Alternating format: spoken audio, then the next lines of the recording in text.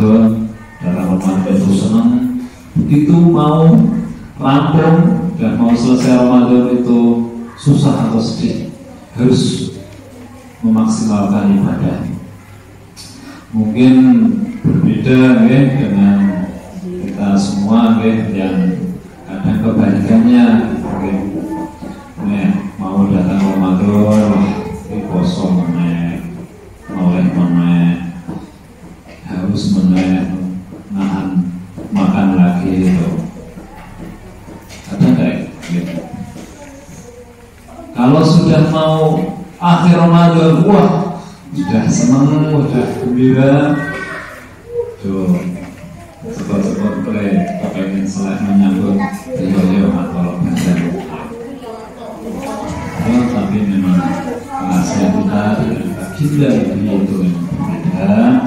Jadi sebisa mungkin kita bisa mengikuti sunnah Nabi, bisa mengikuti apa yang baginda Nabi ajarkan.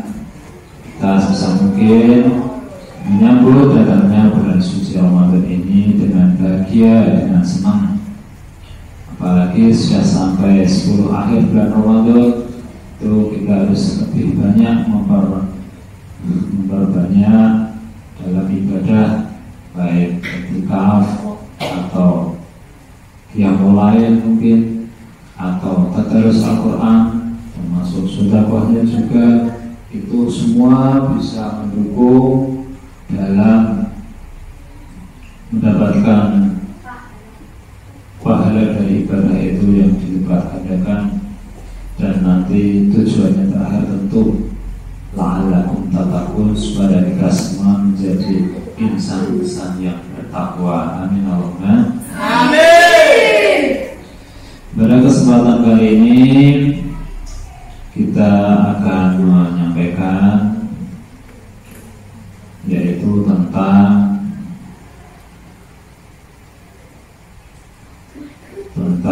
rukun puasa dan sunnah-sunnah puasa dulu. Tentunya anak-anak sekalian itu sudah pada tahu atau paham rukun puasa itu cuma dua, bukan cuma dua ya, tapi ada dua gitu. Tapi dari dua ini adalah yang paling inti, yang paling pokok itu sesungguhnya dua perkara ini yang harus kita jaga benar-benar selama kita menjalankan puasa. Okay. Yang pertama adalah niat. Okay. Apa nih? Niat puasa. Khusus untuk puasa Ramadan ini, niatnya itu waktunya itu berbeda dengan puasa-puasa yang sunnah. Okay.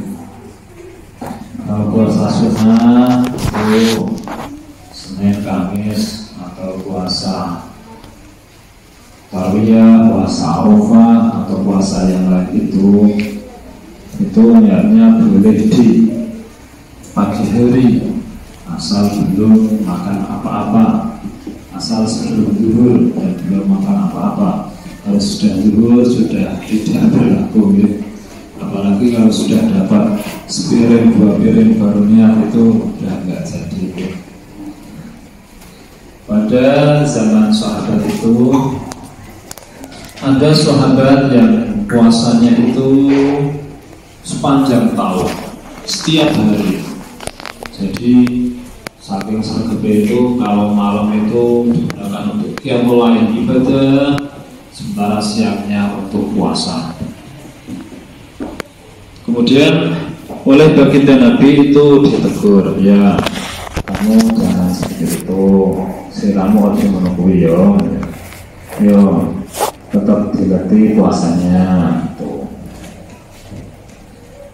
Terus sama baginda Nabi disarankan, terus gimana nih ya Rasul?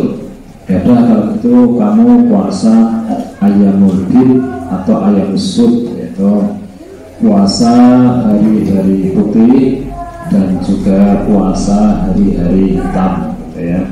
Puasa hari-hari putih itu yaitu tanggal setiap tanggal 13, 14 atau 15 dari bulan Hijriah ya.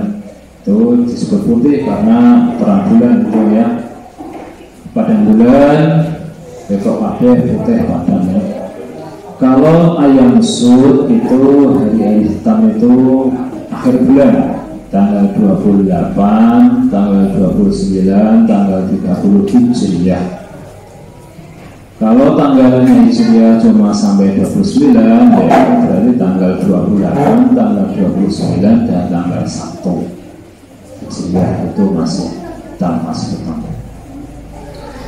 Disarankan begitu oleh baginda Nabi. Sahabat terus masih ngendika, wah, kalau tasih kuat si Nabi. Ya wes nek masih gitu ya kamu puasa aja Senin dan Kamis gitu. Senin, Kamis itu setiap minggu.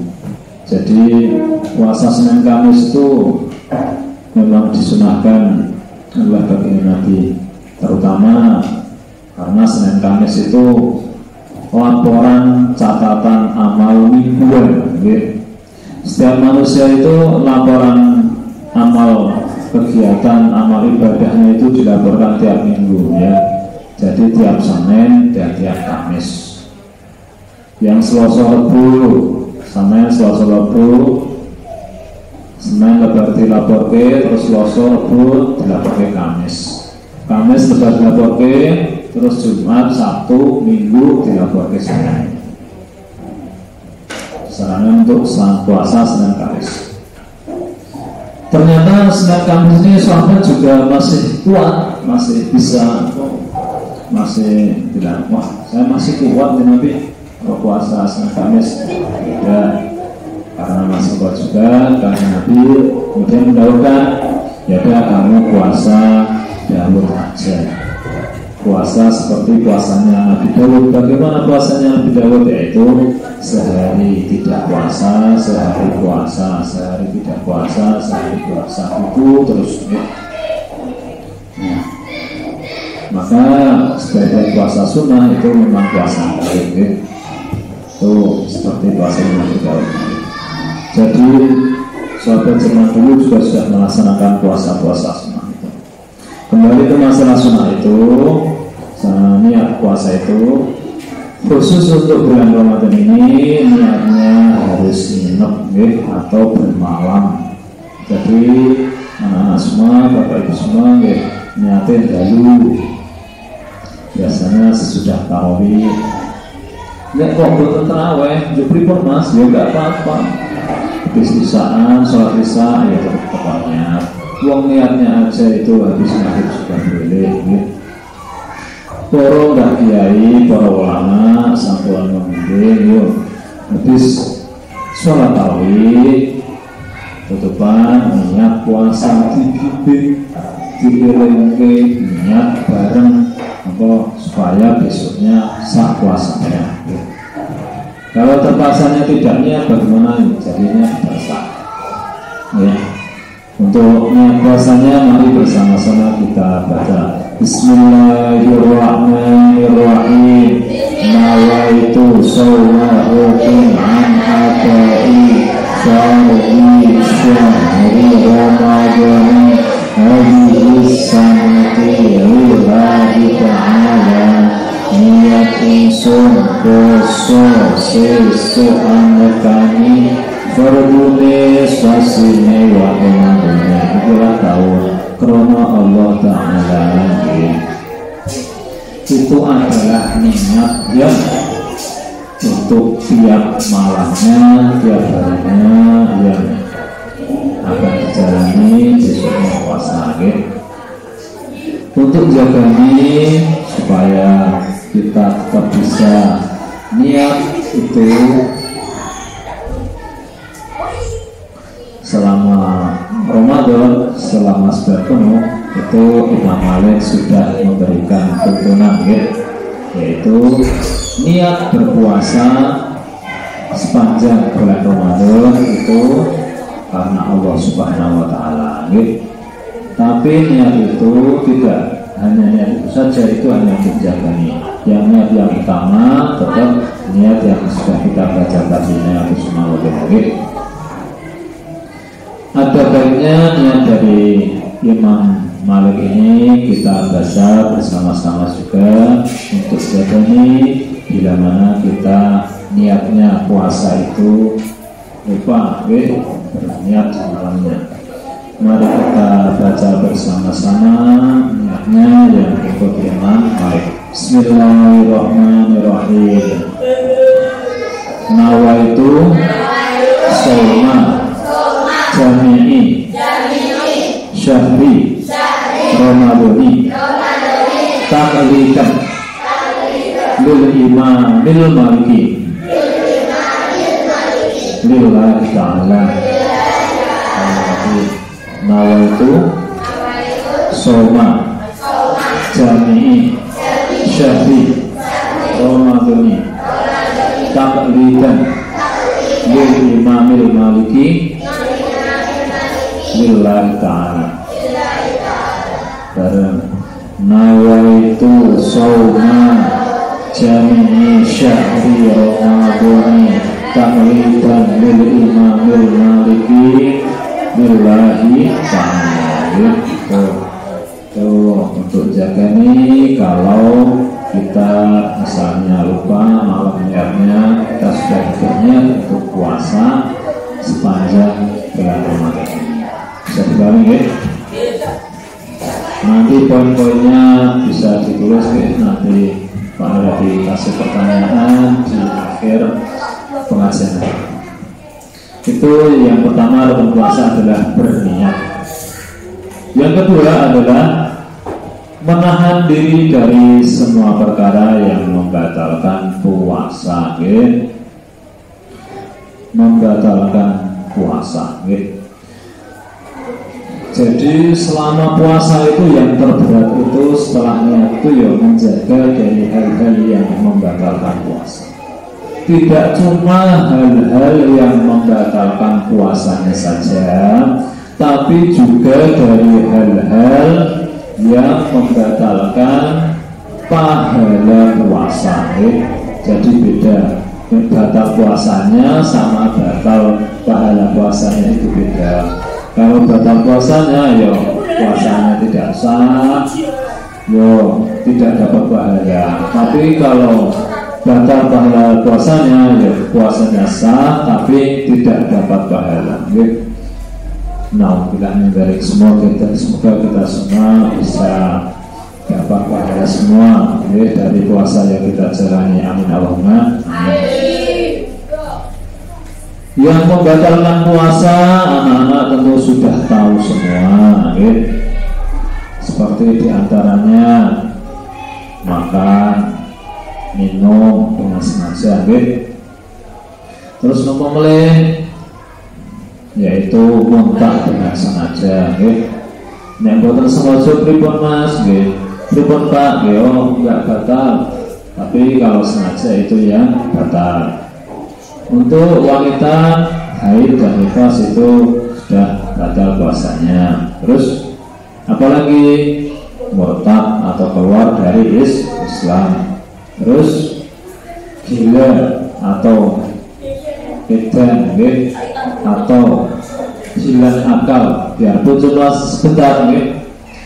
Jadi gila itu ada yang memang gila permanen, ada yang gila tidak permanen. Jadi kalau memang yang orang asli gila itu majnun, itu ya malah wajib puasa, tidak terkena hukum puasa. Tapi kalau yang mendadak gila itu medan itu ya batal puasanya, atau edan dadakan, terus nanti sembuh lagi, yo batal puasanya, wajib qadha. Termasuk juga hilang akal nopo, yaitu orang ayan. Misalnya orang ayan, ada yang ayan itu sudah hilang akal. Begitu hilang akal sudah batal puasanya. Kok nanti sadar lagi, itu harus wajib mengganti puasanya atau qadha puasanya. Okay. Terus memasukkan dengan sengaja benda ke dalam rongga yang terbuka seperti apa? Rongga mulut, hidung, telinga, dan kemaluan. Okay. Jadi jauh nih pas kosong memasukkan apa saja benda baik itu cair atau itu ke dalam rongga yang bisa masuk ke dalam saluran ke dalam rongga yang terbuka, saluran perut itu dibatalkan. Termasuk apa yang paling tidak disengaja itu ukur-ukur telinga itu kuping pakai sogokan itu, karena dari telinga itu bisa tembus ke dalam mulut, bisa tembus ke dalam kerongkongan, terus bisa masuk ke dalam lubang perut itu bisa membatalkan puasa. Hidung juga begitu, masukkan nyerot air atau apa ke dalam dari hidung, bisa terus ke dalam lubang kerongkongan, terus perut itu bisa membatalkan puasa. Termasuk juga dolanan air ya, ngentut di air ya, ngentut di air itu juga membatalkan puasa. Karena apa? Itu ngentut di air itu pasti lubangnya tubuh itu terbuka. Nah, dari terbuka itu air bisa masuk, itu yang membatalkan puasa. Ya. Kemudian yang berikutnya adalah sunnah puasa. Ya, nanti ditulis ada beberapa, nanti bisa menjadi referensi untuk anak-anak semua dan bapak semua untuk bisa menambah pahala. Yang pertama adalah berbuka, bersahur. Sahur, Kanjeng Nabi Ngendika, bersahurlah kamu karena di dalam sahur itu ada barokah. Biarpun selama puasa itu tidak sahur itu kuat, aku sahur aku berbuat puasa tekan maghrib misalnya itu, tapi tetap disunahkan puasa. Disunahkan sahur. Dalam sahur itu ada barokah. Terus yang berikutnya adalah mengakhirkan waktu sahur. Tak perlu tanya, anak-anak sahur jam berapa ini? Jam berapa? Jam 3. Ya, baik.